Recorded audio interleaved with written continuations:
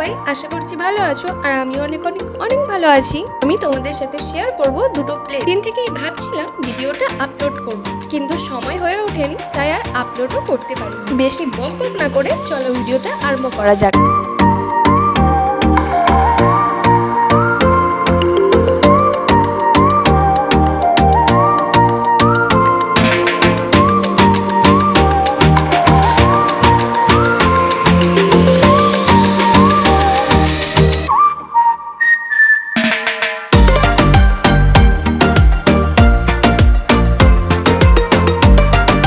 এতক্ষণ তোমাদের সাথে আমি যেটা শেয়ার করলাম এটা ছিল মহিষাদল গার্লস কলেজ। এরপরে হঠাৎ করে আমাদের প্ল্যানিং হয় ফেমাস জায়গা রাজবাড়ি, যেটা আমরা কখনোই যাই না। তো কার কার আমার মতো হয় জানি না, আমার এই রাজবাড়ির রাজা রানী এই ব্যাপারগুলো বেশ ভালো লাগে। তাই ওই দিন এক্সাম শেষ হওয়ার পরই হল থেকে বেরিয়েই ঠিক করে নিয়েছিলাম যতই দেরি হোক না কেন রাজবাড়ি দেখতে যাবই। রাজবাড়িতে ঢোকার আগে টিকিট কাটতে হয়, এটা আমাদের জানা ছিল না। তাই যখন দেখলাম গিয়ে ওখানে সবাই টিকিট কাটছে, আমরাও চলে গেছিলাম টিকিট কাউন্টারে টিকিট কাটার জন্য। কিছু ছিল 20 টাকা করে, মানে এক একজনের টিকিটের জন্য লাগছিল 20 টাকা করে। টিকিটটা কাটার পরেই চলে গেছিলাম রাজবাড়ির দিকে। হেঁটে রাজবাড়িতে ঢোকার পর একটা জিনিসে আমি যেমনি অবাক হয়েইছি তেমনি একদমই মানতেই পারিনি। পরে গিয়ে বুঝতে পারলাম অর্ধেক লোক কেন টিকিট কাটেনি আর কেন রাজবাড়িতে ঢোকেনি। পুরো ভিডিওটা দেখতে থাকো।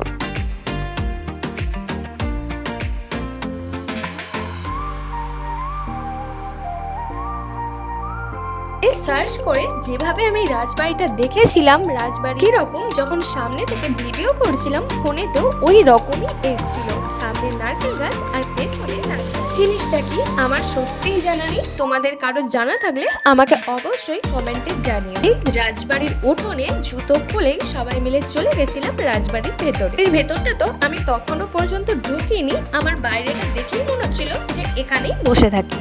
কোথাও গেলে যা হয় আর কি, সবাই রাজবাড়ির ভেতরে বাইরে সেলফি তুলতেই ব্যস্ত।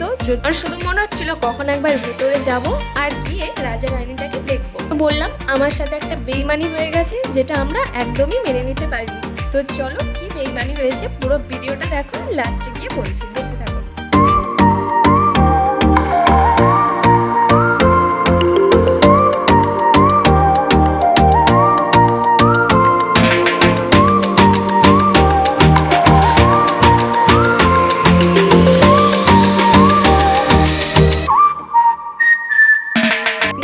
রাজবাড়ির একদম সামনের দিকের প্লেসটা, একদম ঠিক তার পাশেই ছিল রাজবাড়ির রাজসভা। ওখান থেকে বেরিয়ে এসে ওর ঠিক উল্টো দিকেই ছিল একটা মস্ত বড় পালকি, যেটাতে করে রাজা রানীরা সমস্ত জায়গা যেতেন।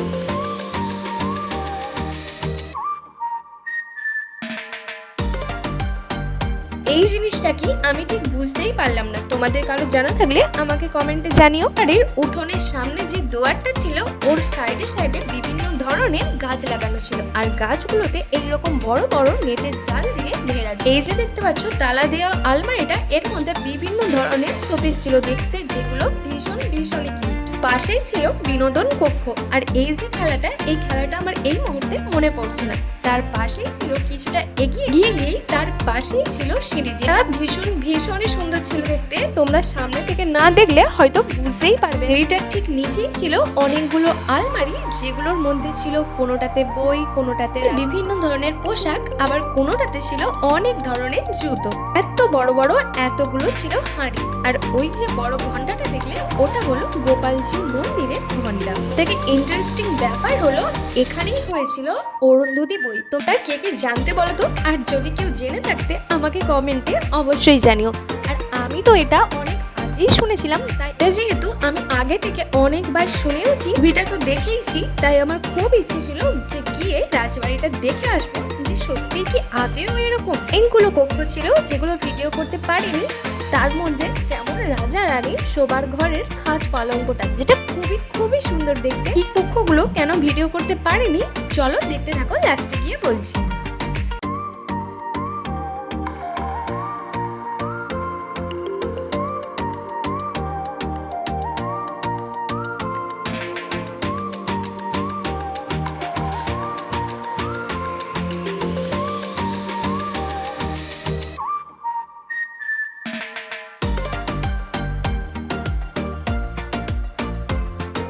উঠলো রাজবাড়ির বাইরেটা। তবে রাজবাড়িটা অনেকটা জায়গা নিয়ে তৈরি। এর চারিপাশটায় ছিল বিভিন্ন ধরনের ফুলের গাছ, ফলের গাছ আর খুব সুন্দর সুন্দর বসার জায়গা। তারপর বলি, যেটা মানতে পারিনি সেটা হলো টিকিট দিয়ে ঢোকার পর ওখানে ঢুকতেই আমাদের কাছ থেকে টিকিটগুলো নিয়ে নিয়েছিল আর বলেছিল ফোন অ্যালাউ নয়, করলেই ওখানে জরিমানা দিয়ে আসতে হবে। আর এর ভেতরে সমস্ত কক্ষ কিংবা সমস্ত আসবাবপত্রগুলো তোমাদেরকে দেখাতে পারলাম না, যতটা পেরেছি রাজবাড়ির ভেতরটা।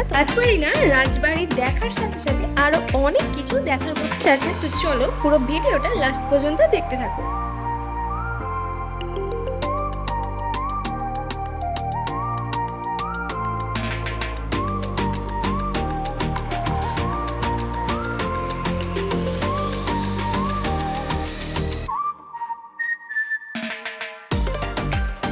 পরেই রাজবাড়ি থেকে বেরিয়ে চলে এসেছিলাম রাজবাড়ির আম বাগান। অনেক বড় এরিয়াটা নিয়ে আম বাগানটা, আর আম গাছগুলো একদম অন্যরকম দেখতে। আর আমগুলো দেখেই তো আমার জিভে জল চলে এসেছিল। কয়েকটা আম পেড়ে নিয়ে ব্যাগে ঢুকিয়ে বাড়ি চলে যাই। বাগানটা পেরিয়ে কিছুটা দূরে গিয়েছিল একটা বিশাল বড় মন্দির। এখন তোমাদেরকে ভিডিওতে রাজবাড়ির যে ঘন্টাটা দেখিয়েছিলাম ওটাই ছিল এই মন্দিরের ঘন্টা। এই মন্দিরটা হলো গোপালজিউর মন্দির, যেটা রাজবাড়ি। অনেকটা লেট হয়ে গেছিল আর মন্দির একটা টাইমের পর বন্ধ হয়ে যায়, তাই আমরা মন্দিরটার ভেতরে ঢুকতে পারিনি।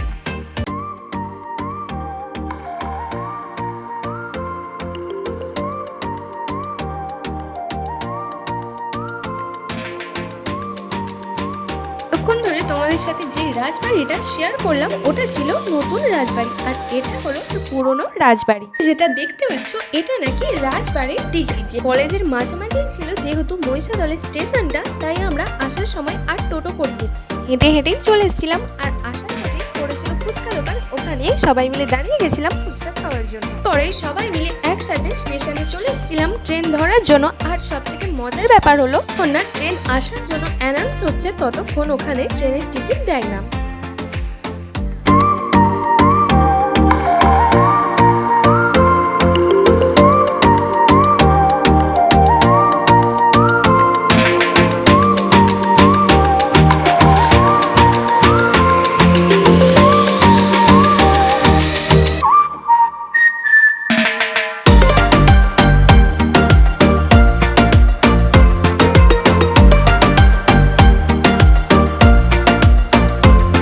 ট্রেন আসতে উঠে গেছিলাম ট্রেনে বাড়ি আসার জন্য। আর সবাই মিলে ট্রেনের মধ্যে হইচই করতে করতে বাড়ি চলে আসলাম। পেরেছি তোমাদের সামনে তুলে ধরার চেষ্টা করেছি, তোমাদের সাথে শেয়ার করেছি। তো ওখানে ফোন অ্যালাউ না, তা পুরোটা তোমাদের সাথে শেয়ার করতে পারলাম না। যদি ভিডিওটা তোমাদের ভালো লেগে থাকে অবশ্যই একটা লাইক, কমেন্ট, সাবস্ক্রাইব করে দিও। একটা সাবস্ক্রাইব আমার কাছে অনেক বড় পাওনা। টাটা।